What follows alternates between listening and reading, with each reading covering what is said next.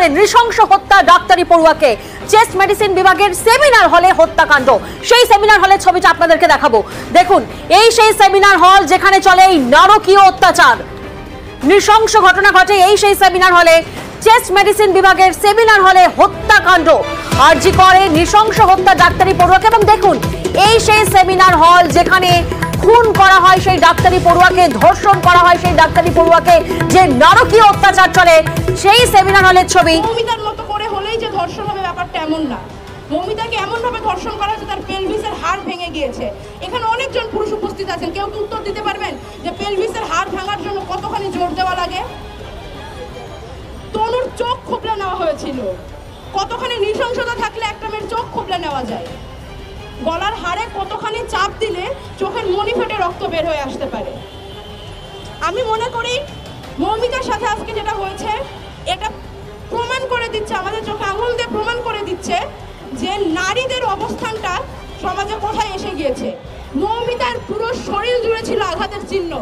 মৌমিতার গলার দুটো হাড় ভেঙে গিয়েছে।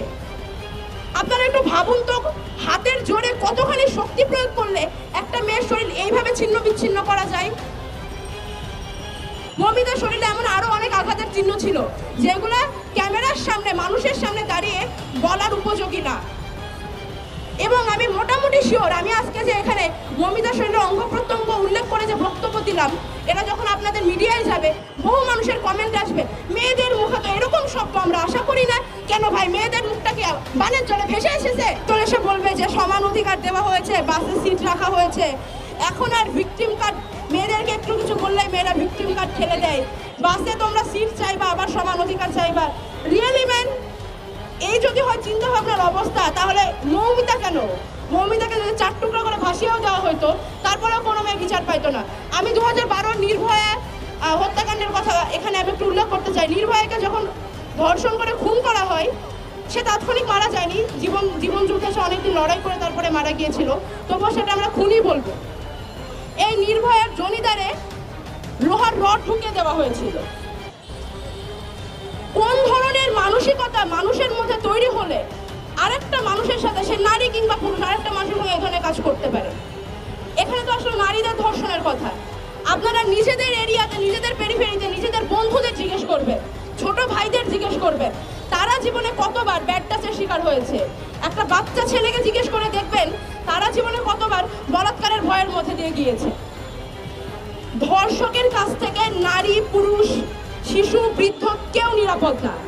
ধর্ষককে নারী হিসেবে, পুরুষ হিসেবে, ক্ষমতাসীন হিসেবে দেখা বন্ধ করে যতদিন না শুধুমাত্র ধর্ষক এবং অপরাধী হিসেবে দেখা শুরু হবে, ততদিন না ভারতে, না বাংলাদেশে, না ভিয়েতনামে, না চায়নায় কোনো জায়গায় ধর্ষণের বিচার হবে না।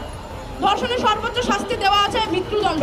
আমাকে একটু আপনারা মনে করে বলুন, শেষ কবে বাংলাদেশে ধর্ষণের অপরাধে মৃত্যুদণ্ড সংঘটিত হতে দেখেছিলেন?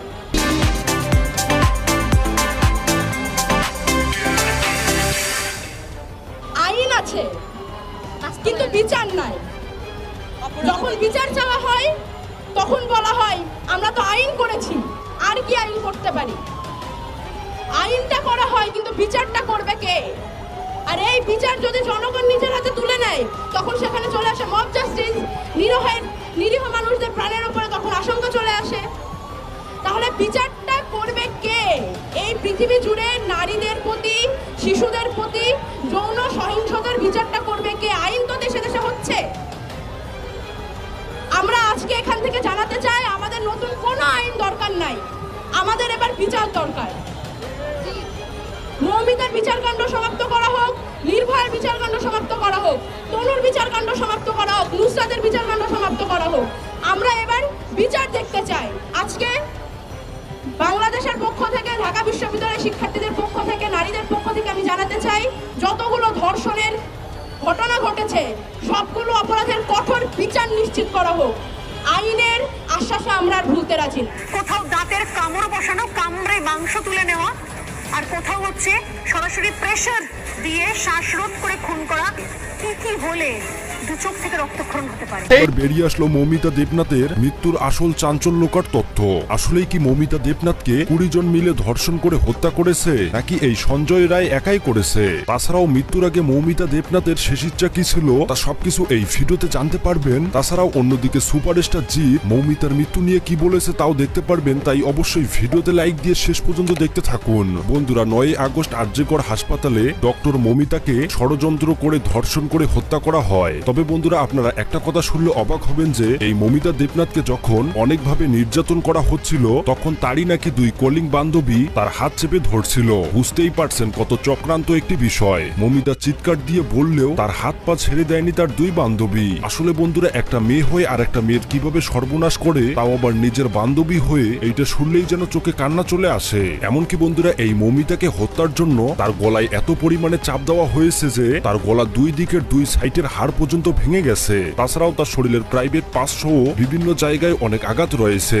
এমনকি বন্ধুরা, তার চোখের নিচে এমন জোরে চাপ দেওয়া হয়েছে যে তার চোখ থেকেও নাকি রক্ত বের হয়েছে। কত মর্মান্তিক এই বিষয়টি। মূলত বন্ধুরা, মৌমিতা দেবনাথের সাথে এইরকম ঘটনাটা ঘটার পর যখন তার মৃতদেহটি সেমিনার রুমে রাখা হয়, পরের দিন সকাল 7টার সময় সেখানকারই একজন ডক্টর সেই সেমিনার রুমে গেলে মৌমিতার মৃতদেহ দেখতে পায়। সে দেখতেছিল তার শরীরের বিভিন্ন অংশ থেকে রক্ত পড়ছিল। এমনকি তাছাড়াও তার শরীরের বিভিন্ন জায়গায় অনেক আঘাতের চিহ্ন রয়েছে। এমনকি তার শরীরের নিচের অংশেও কোনো কাপড় ছিল না। আসলে বন্ধুরা, এত কিছু দেখার পর এইটাই প্রমাণিত যে তাকে অনেক নির্যাতন করে মেরে ফেলা হয়। কিন্তু বন্ধুরা, এই মেয়েটি যখন মারা যায় তখন এই মেয়েটির বাড়িতে পুলিশ সহ সেই আরজিকর হাসপাতাল থেকে তার বাড়িতে কল করে জানানো হয় যে আপনার মেয়ে আত্মহত্যা করেছে। পরে যখন মৌমিতার বাড়ির লোক ছুটে আসে হাসপাতালে, এমনকি মৌমিতার মুখ দেখতে চায়, তখন তারা 3 ঘন্টা বসায় রেখেও মৌমিতার ফেস দেখতে দেয় না। পরে যখন একটা সময় তাদেরকে ভেতরে ডাকে তখন তার বাড়ির লোক মৌমিতার মৃতদেহ দেখে অবাক হয়ে যায়। তারা তার মেয়ের এই রকম আঘাতের চিহ্ন এমনকি রক্তপাত দেখে তারা নিশ্চিত হয় যে তাদের মেয়েকে মার্ডার করানো হয়েছে। পরে যখন এই বিষয়টা আস্তে আস্তে ছড়িয়ে যায় তখন চারিদিকে বিক্ষোভ শুরু হয়। এমনকি বেরিয়ে আসে আসল চাঞ্চল্যকর তথ্য। পরে যখন পুলিশ এই বিষয়টি নিয়ে তদন্ত শুরু করে তখন মৌমিতার গায়ে একটা হেডফোন দেখতে পায়, যেটি ছিল সিভিক ভলান্টিয়ার সঞ্জয় রায়ের। তারপর পুলিশ গ্রেপ্তার করে সঞ্জয়কে। এমনকি তার কাছ থেকে জিজ্ঞাসাবাদ করলে সে বলে সে সবকিছু স্বীকার করে। কিন্তু বন্ধুরা, এখানেই লুকিয়ে আসছে আসল লোমহর্ষক তথ্য।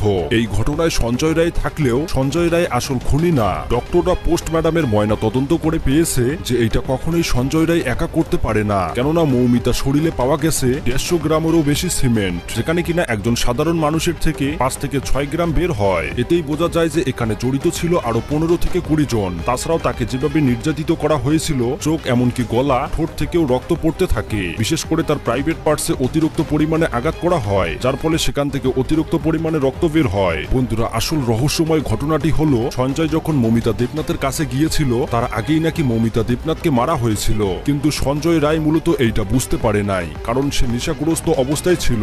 ইতিমধ্যে সবাই আরজিকর হাসপাতালের প্রিন্সিপাল যিনি রয়েছে তার বিরুদ্ধে অনেকেই কমপ্লেন দেয়, যার নাম হলো সন্দীপ ঘোষ। যাওয়ার আগে এই ক্ষত হয়েছিল এবং সেই ক্ষত থেকে বিপুল পরিমাণ রক্তপাত হয়েছে। মূলত সন্দীপ ঘোষ হাসপাতালের স্টুডেন্টদের উপর নির্যাতন ছাড়াও বিভিন্ন রকম আজে বাজে কাজ করায়, যেটা এই মৌমিতা দেবনাথ জানতো। এই ঘটনা মৌমিতা সবাইকে আস্তে আস্তে বললে তাকে এই রকম করে মারার প্ল্যান করে সেখানে সঞ্জয় রায়কে ফাঁসানোর চেষ্টা করেছে। বন্ধুরা, বুঝতেই পারছেন কত চক্রান্তকর একটি বিষয়। তো যাই হোক বন্ধুরা, এই মৌমিতা দেবনাথকে যেভাবে মারা হয়েছে, এই আসামিদের আপনারা কিরকম শাস্তি চাচ্ছেন অবশ্যই কমেন্ট করে জানাবেন। ধন্যবাদ।